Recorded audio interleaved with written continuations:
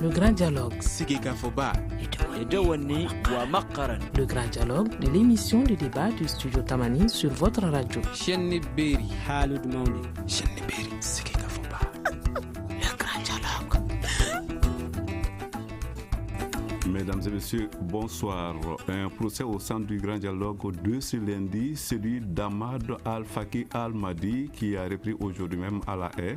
Le dossier a évolué puisque l'accusé a fait savoir qu'il a l'intention de plaider coupable. On lui reproche d'avoir, je cite, intentionnellement dirigé des attaques contre 9 des mausolées de Tombouctou et contre la porte de la mosquée Sidi Yeya entre le 30 juin et le 11 juillet 2012. Fin de citation. L'audience doit durer environ une semaine. Quant au jugement et à la condamnation, ils sont attendus plus tard. Selon certaines sources, il encourt donc une peine de 30 ans maximum, qualifiée d'historique puisque le procès est le premier du genre au niveau de La Haye. Il est, selon les experts, un message fort contre les pillages et la destruction des patrimoines culturels. Après avoir dit qu'il avait donc l'intention de plaider coupable des crimes de guerre, Al-Faki a déclaré, je cite, « Je demande le pardon des Tombouctiens et je leur demande de me considérer comme un fils ayant égaré son chemin. » Fin de citation. Alors, le cas Al-Faki va-t-il réellement servir de leçon?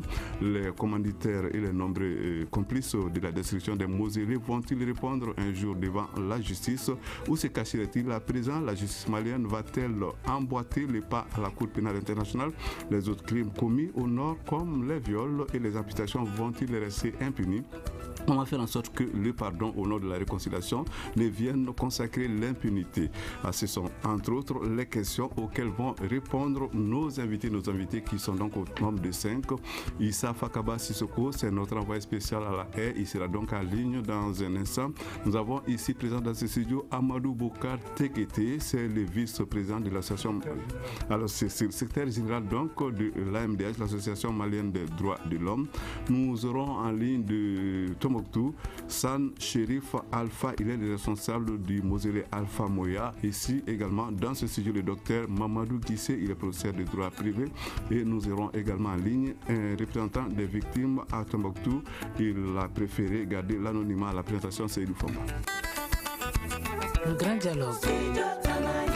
Bienvenue à toutes et à tous. Un procès historique, une première, un message fort contre les pillages et la destruction du patrimoine culturel. Ce procès de Mahmad Al-Faki Al-Mahdi semble être d'une importance particulière. L'est-il réellement selon vous, docteur Guissé Mamadou?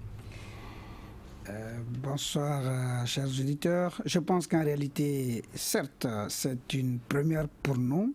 Mais vous savez, le droit n'est pas resté en marge de toutes les évolutions, de toutes les infractions qui ont été commises et de toutes les violations, aussi bien des droits de l'homme que des droits de la personne en tant que telle, mais aussi et surtout par rapport aux violations contre les droits culturels des peuples. Parce que vous savez, déjà depuis 1945, le tribunal de Nuremberg était déjà une révolution en soi. Et depuis que le Mali a adhéré à l'ensemble des conventions internationales et a décidé de ratifier l'ensemble des conventions internationales relatives aux droits de l'homme, on ne peut pas ne pas dire qu'en réalité, nous sommes restés en marge. Mais qu'est-ce qu'il faut retenir? C'est qu'en réalité, déjà, dans notre code pénal, oui, ces infractions sont reconnues, sont déjà incriminées, et il y a lieu de croire que notre courage de pouvoir aller jusqu'au bout, de vouloir aller jusqu'au bout et de mettre à la disposition de l'ensemble des juridictions internationales les pièces nécessaires à une véritable justice internationale constitue également un courage à saluer. Alors, nous allons à présent nous tourner du côté de Amadou Boukar Tekete. Il est le secrétaire général de l'AMDH. Monsieur Tekete, à vos yeux, qui représente ce procès? Merci M. Famba et je remercie Radio Tamani. Et j'encourage encore Radio Tamani de pouvoir vraiment nous permettre de pouvoir dire ce qu'on pense et dire au peuple malien qu'on doit remercier le Créateur parce qu'aujourd'hui, au moins, on doit être satisfait. Satisfait, nous nous félicitons parce que le procès qui est ouvert aujourd'hui est un procès qui vient agrandir, si vous voulez, et les droits humains, surtout au Mali, on a connu des choses extraordinaires. Donc pour moi, le procès aujourd'hui est un procès symbolique. Symbolique dans son sens, symbolique dans ce qui se passe, et nous pensons que ce serait un procès qui servira de leçon à ceux-là qui pensent qu'ils peuvent faire ce qu'ils veulent, quand ils veulent, comme ils veulent. Donc c'est un procès qui pour nous est symbolique et un procès essentiel. Et nous nous félicitons. Mais au cours de notre débat, au cours de notre causerie, parce que moi j'appelle ça causerie, nous aurons à dire beaucoup de choses. D'abord, permettez-moi de féliciter le procureur Fatou Bensouda pour l'ouverture du procès. Mais je l'interpelle qu'elle continue l'enquête sur ce qu'on lui avait dit et qui n'a pas été touché du tout. Il s'agit des viols. Alors, je crois que nous aurons l'occasion de revenir sur ce point qui est très très important. Alors, direction La Haye à présent, où se trouve notre envoyé spécial Issa Fakaba Sissoko. Issa, bonsoir. Bonsoir Fomba, bonsoir à tous nos auditeurs. Alors Issa, c'est la première journée de ce procès qui va en principe durer une journée. Est-ce que qui va donc durer une semaine, donc 6 jours? Dites-nous, qu'est-ce qu'on doit retenir comme temps fort pour cette première journée?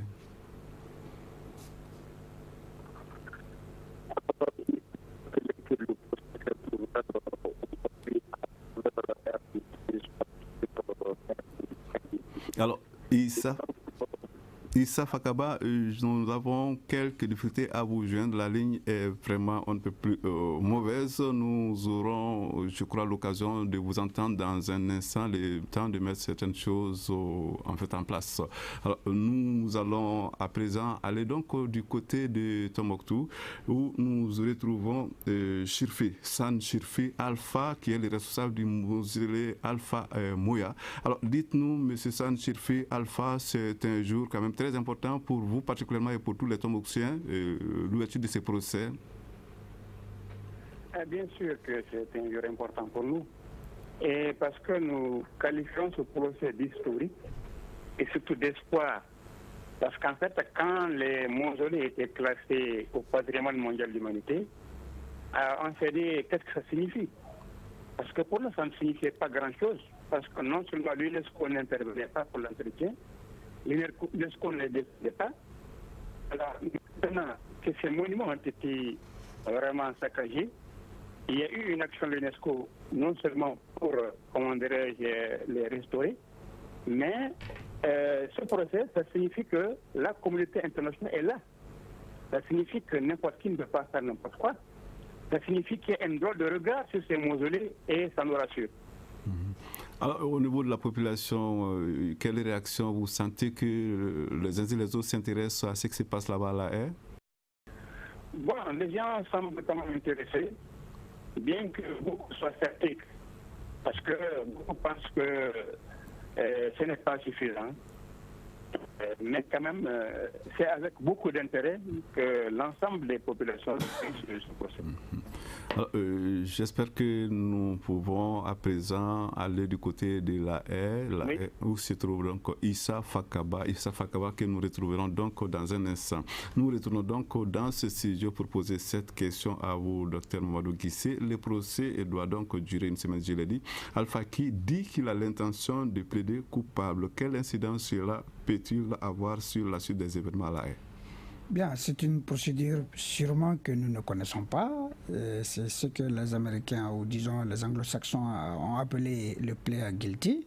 Donc on plaide coupable dans la mesure où on sait que cela peut non seulement constituer un facteur de reconnaissance de soi, d'abord par soi je veux dire, de l'infraction commise, mais ça peut également être un facteur allégeant, c'est-à-dire une circonstance atténuante dans la mesure où déjà vous coopérez et vous rendez les choses plus faciles aux yeux de la justice, vous intervenez dans la mesure du possible pour déterminer les circonstances de l'infraction, les conditions dans lesquelles l'infraction a été perpétrée et surtout le degré de culpabilité qui vous lie à cette infraction. Et dans cette condition, le tribunal pourrait être plus ou moins indulgent à son égard, et cela pourrait permettre effectivement de ne pas aller au-delà de la moyenne de la peine qui aurait pu être infligée, et cela donc constitue un facteur, à mon avis, un facteur, n'est-ce pas, favorisant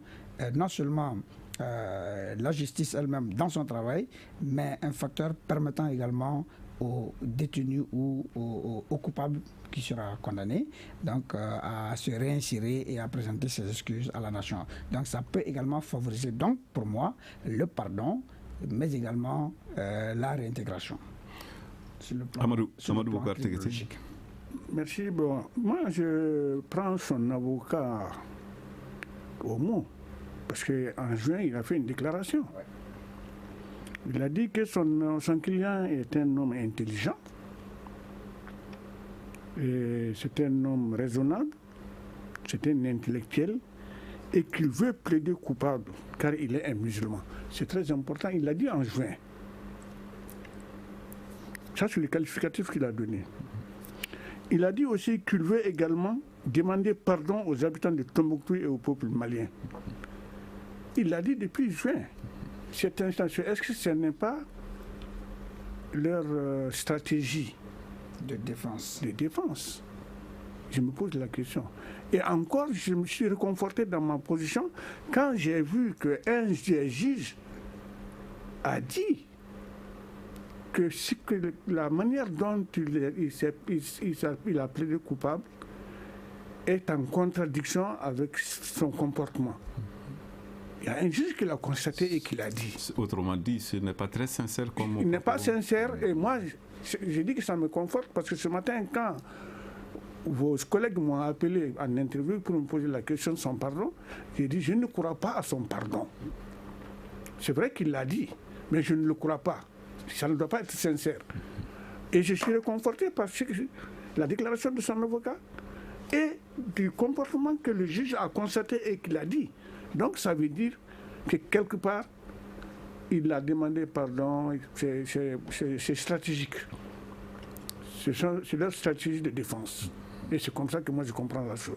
Studio Tamani, allez-y. Et je crois, de mon point de vue, qu'aucune personne ayant détruit ce qui incarne l'âme et la racine d'un peuple comme Tombouctou, comme le Mali, ne devrait pas échapper à la justice. C'est ma conviction. La suite de ce débat dans un instant. Vous écoutez Studio Tamani, votre avis nous intéresse. Écrivez vos commentaires et suggestions sur la page Facebook et dialoguez avec nous. Studio Tamani, c'est aussi les réseaux sociaux. Le procès Al-Faki à la S est donc le sujet du jour. À la S sur place, nous avons notre envoyé spécial qui est donc Issa Fakaba Sissoko. Cette fois-ci, je crois qu'il n'y a aucun problème avec la ligne. Issa Fakaba, bonsoir encore. Oui, bonsoir Fomba, bonsoir à tous nos auditeurs. Alors, dites-nous Issa, qu'est-ce que vous avez retenu comme temps fort lors de cette première journée? Alors, donc, il faut rappeler que le procès s'est ouvert effectivement ce matin à 9h heure d'ici, soit 6h à Bamako, et que la première partie de l'audience a été consacrée à l'introduction du juge-président de la Cour, suivi de la lecture de la charge par Madame le greffier. Et donc, dans cette lecture à charge, le bureau du procureur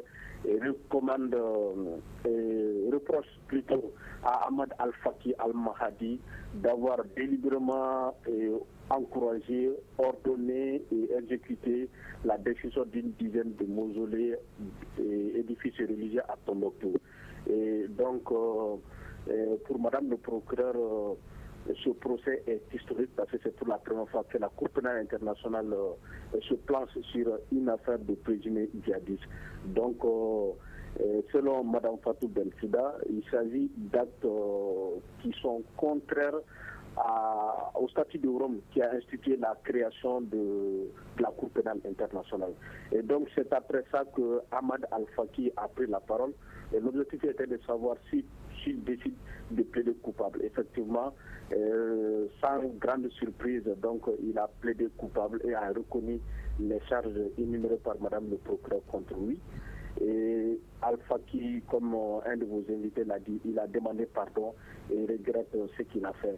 Et il a aussi ajouté qu'en son temps, les actes qu'il posait, il les posait sous la direction de leaders religieux, des leaders islamistes d'Ansardine, sous les ordres desquels il agissait selon Abou Tourab, qui est son nom de guerre. Alors, donc l'audience continue. Et Madame le procureur pense qu'elle a au moins plus de 700 éléments à charge contre Abou Tourab. Et donc les travaux ont continué cet après-midi avec toujours le passage des témoins et la présentation des éléments à charge. Demain, les travaux continuent. Alors, Issa, dites-nous, quand Al-Faki dit qu'il va plaider coupable et demande même pardon, c'est une stratégie. Est-ce que la chose est commentée parmi les confrères qui sont sur place là-bas? Je n'ai pas entendu la question. J'ai dit que quand Al-Faki dit qu'il plaide coupable, en même temps il demande pardon aux Tombouctiens et à tous les peuples maliens. Est-ce que cela est commenté là-bas sur place? Parce que je suppose qu'il y a beaucoup de journalistes qui couvrent l'événement. Oui, c'est vrai que le procès d'aujourd'hui a mobilisé beaucoup de journalistes, notamment maliens, mais aussi de la presse d'ailleurs. Mais vous savez que pendant toute la journée, les gens étaient au niveau de la salle d'audience et que chacun des journalistes a envoyé les éléments dans sa rédaction respective. Mais tout de suite après les travaux de la journée, on était en entretien avec Madame le procureur qui explique que cet aveu de Abou Tourab, donc de Ahmad Al-Faki, va permettre d'avancer, je la cite, plus rapidement dans le procès. Et que d'ailleurs, en février dernier, après que Ahmad Al-Faki ait décidé de plaider coupable, il y a un accord qui est intervenu entre le bureau du procureur et la défense. Cet accord explique que, cet accord dont nous avons pris connaissance aujourd'hui, explique que si Abou Tourab plaide coupable, donc la peine pourrait se situer entre 9 et 11 ans. Sachant bien que la peine maximale à la CPI est de 30 ans. Donc il y a cet accord-là qui est intervenu entre le bureau du procureur et la défense. Mais il faut préciser que cet accord n'engage en rien les juges qui ont le dernier mot. Alors, nous vous remercions infiniment Issa Fakaba Sissoko. Nous assurons nos auditeurs que vous êtes sur place et que pendant toute la semaine qui va durer ce procès, vous allez nous mettre au courant de l'évolution des choses. Merci une fois de plus. Nous allons à présent à Tombouctou pour retrouver donc San Chirif Alpha, le responsable du mausolée Alpha Moya. Alors, dites-nous, monsieur Alpha Chirif San, dites-nous, quand Alpha qui dit qu'il demande pardon aux Tombouctiens et à tous les peuples maliens, est-ce qu'on est sensible à ces propos là-bas à Tombouctou? En fait, à Tombouctou, on pense que c'est trop facile. C'est trop facile de commettre un acte et de dire je suis coupable, je demande pardon. Parce qu'en fait, les Tombouctiens se rappellent encore de la rage avec laquelle ces messieurs détruisent ce mausolée. Surtout pour le cas d'Al-Faki. Il est de la région de Tombouctou. Il a servi à Tombouctou. Alors quand on le voit avec les attitudes des natifs de Tombouctou commettre ces actes, et quelque temps après dire je demande pardon, vraiment on ne croit pas. En tout cas, les Tombouctiens ne croient pas à la sincérité de ce pardon. Parce qu'on pense d'ailleurs que c'était une grande surprise. Parce qu'au niveau de la Cour même, on parle c'est la première fois qu'un accusé accepte de plaider coupable. Je ne sais pourquoi. Alors, donc, vraiment, pour en revenir aux populations de Tombouctou, elles ne croient pas tellement ça. Surtout avec ce procès, elles se rappellent encore des actes commis et délibérément, en toute conscience. Et vraiment, c'est la surprise d'entendre que Al-Faki demande le pardon aux populations. Alors, nous retournons dans ce studio. Nous allons donner la parole à vous, docteur Mamadou Guissé. On l'a dit, Al-Faki encourt, selon les experts, jusqu'à 30 ans de prison au maximum. Hein. Alors, y a-t-il une peine maximum de 30 ans? Donc, est-ce qu'il y a à présent une éventualité qu'il écope d'une peine minimum? Issa l'a dit, je comprends qu'il faut être peut-être dans les secrets des juges de la CPI, mais... Je crois que nous sommes face à un problème juridique et il faut le traiter comme tel. En réalité, stratégie pour stratégie, chaque individu, l'inculpé comme le procureur de la République, chacun a sa stratégie. Le rôle du procureur, c'est de se situer dans la poursuite et de faire en sorte qu'aucune infraction ne reste impunie et qu'aucun innocent ne puisse aller en prison. Ça, c'est le rôle essentiel du procureur. Mais la personne poursuivie jouit d'un certain nombre de droits et il y a des stratégies en place pour permettre, s'il ne reconnaissait pas son forfait, le problème allait se situer autrement. Mais dès lors qu'il reconnaît, eh bien, ce sont des phénomènes ou des facteurs qui seront pris en compte et il n'y a pas de raison à ce que le tribunal ne soit pas indulgent dans ce sens. Certes, je ne parle pas de sa franchise, de son honnêteté. Bon, sa stratégie de défense aurait pu être donnée par son avocat, donc son conseil. Et effectivement, le conseil, sachant la sévérité de la peine à laquelle il ferait face, aurait pu donc statuer de manière à ce que la peine puisse être diminuée face à cette repentance, face à cette reconnaissance. Et de ce point de vue-là, le juge ne peut qu'en tenir compte. Amadou Boukar Tekete. Merci Fomba. Votre représentant a donné une information qui, pour moi, pose un grand problème de fond. C'est laquelle? L'accord, après lui signé ou bien accordé entre le procureur et la défense. Ça, je crois que si c'était un lapsus encore, ce serait bon pour moi. Parce que sinon, c'est un danger, c'est dangereux. Parce que le procureur étant accusateur, ne peut pas avoir un accord déjà avec la défense si éventuellement l'inculpé plaide coupable.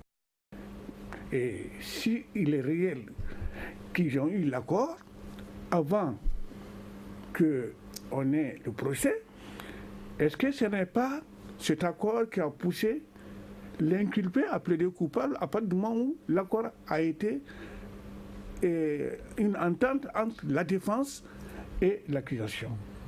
Là, ça pose un problème. Mais qu'à cela ne tienne, moi, je n'accorde pas une circonstance atténuante à ce monsieur-là, tout simplement parce qu'il doit servir de leçon. Il doit servir de leçon et il faut qu'il réponde. Si le maximum c'est 30 ans, qu'on le condamne à 30 ans, ça ne fait que justice. On ne fait que donner justice. Sinon, comme je l'ai dit, il est accusé aujourd'hui pour les 9 mausolées et la porte de la mosquée Sidi Ahmed. Mais en réalité, il y a nos sœurs qui ont été victimes. Il y a eu des violations. Nous avons demandé à ce que le procureur continue l'enquête pour qu'on puisse l'inculper davantage.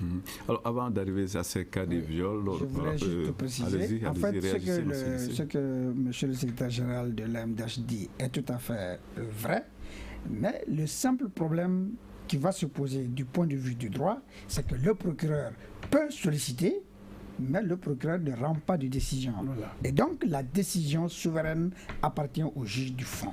Les juges peuvent suivre le procureur, comme les juges peuvent ne pas suivre le procureur. Et de ce point de vue, le problème ne se pose pas. Alors, nous allons très bientôt aborder cette question des viols, qui est une question essentielle. Mais avant cela, nous partons à Tombouctou pour retrouver San Chirfi Alpha, qui est le responsable du mausolée Alpha à Moya. Alors, dites-nous, monsieur, Alpha qui c'est le premier amené à comparaître devant la CPI pour un tel crime.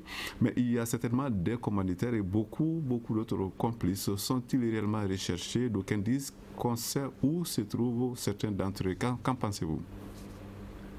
Bon, vraiment, je pense que, comme je sais que Al-Faki, c'est peut-être le ministre. Parce que nous qui étions sur place, nous avons vu les commanditaires. Nous avons vu. Et nous savons que ceux-ci ne sont pas inquiétés du tout. Alors donc, quelque part, on a l'impression que c'est une mise en scène. Alors, est-ce qu'ils sont si cachés qu'il est impossible de les retrouver ou... Bon, pas impossible, parce que même à Tombouctou, on sait qu'à Tombouctou, à quelques kilomètres de Tombouctou, il y a un des commanditaires qui a été le Kadi, un certain Huka. Il est dans son campement, tout le monde le sait. Et à l'époque, il était le Kadi. Donc, s'il y a un commanditaire, c'est bien lui.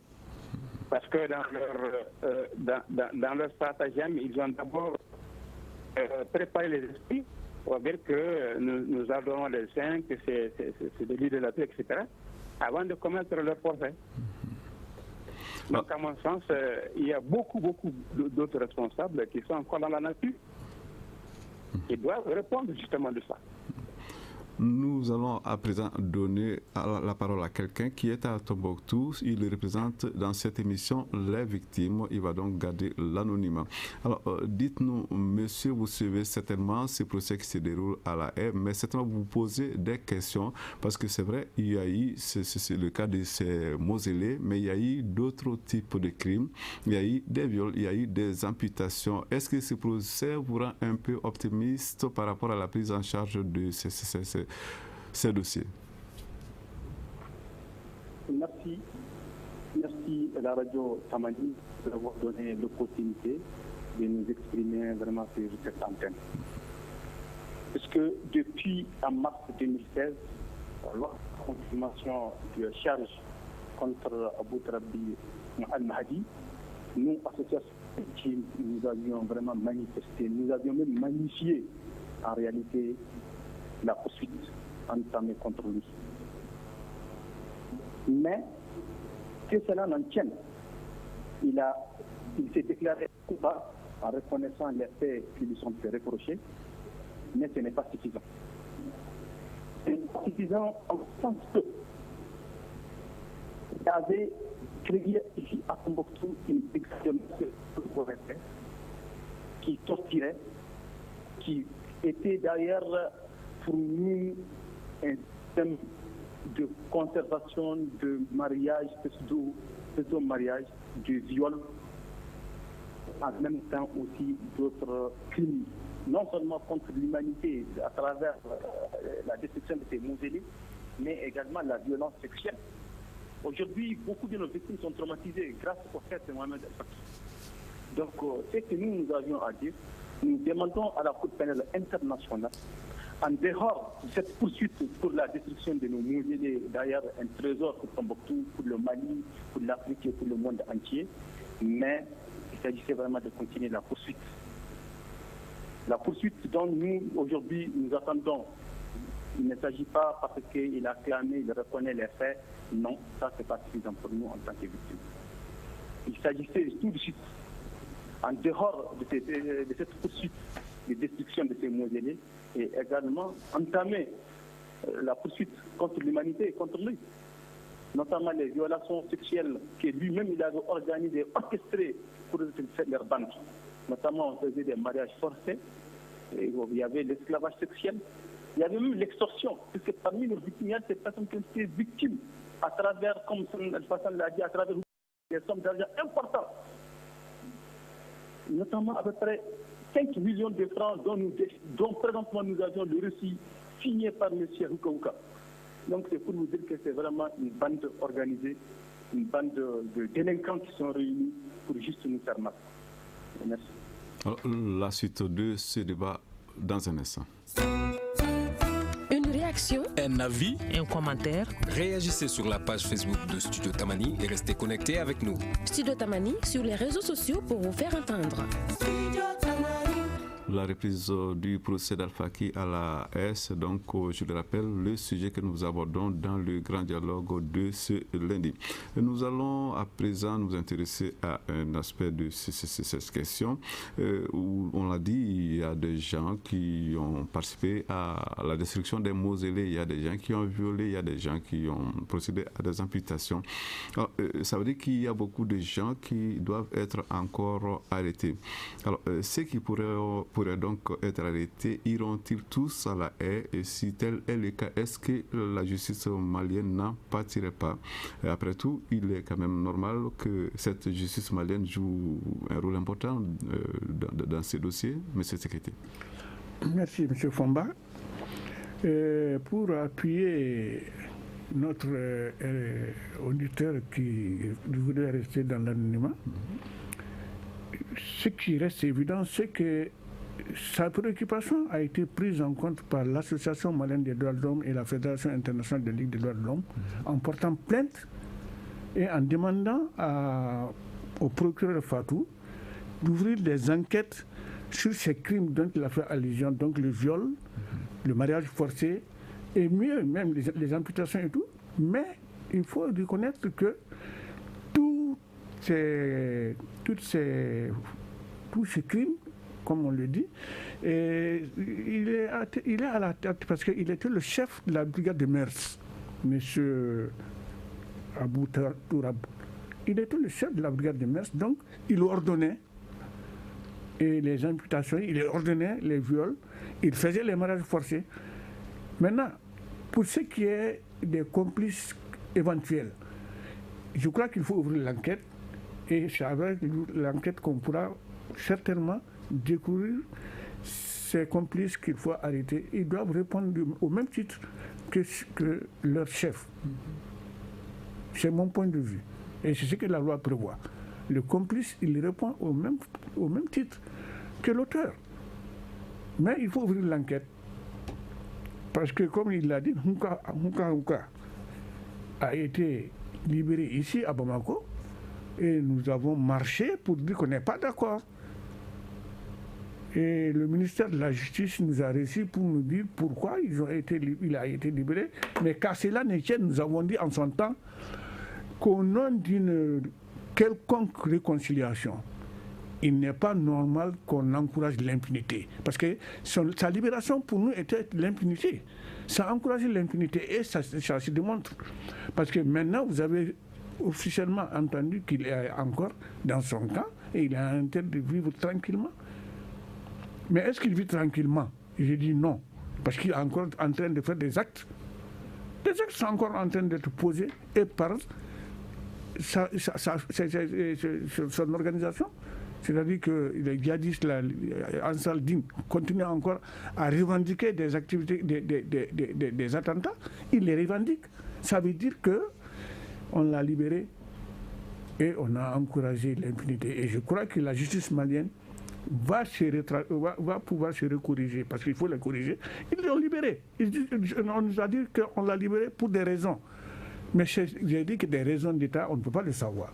Mais ce qu'on peut savoir, c'est qu'un homme qui est à la base de la vie et de tuer des gens, de dégorger des gens, de faire des mariages forcés, quel que soit ce qu'on donne comme argument, ça ne tient pas. Il faut vraiment corriger la personne. Il faut la corriger. C'est mon point de vue. Docteur Mamadou Guissé. Merci. Par rapport à cette question, je pense qu'il y a un certain nombre de volets auxquels il faut faire allusion. Certes, nous avons une justice qui existe, une justice structurée, une justice organisée qui peut être en mesure de fonctionner dans les meilleures des conditions. Mais nous pouvons par analogie nous référer à ce qui s'est passé en Côte d'Ivoire. Certes, certains éléments ont été envoyés à la haie, d'autres ont été valablement jugés par les tribunaux nationaux. Et donc, il n'y a pas de raison à ce que nos juridictions ne puissent pas se saisir de la question, statuer valablement et démontrer aux yeux du peuple que véritablement cette justice est une justice nationale et qu'elle est là pour la défense des intérêts du peuple malien.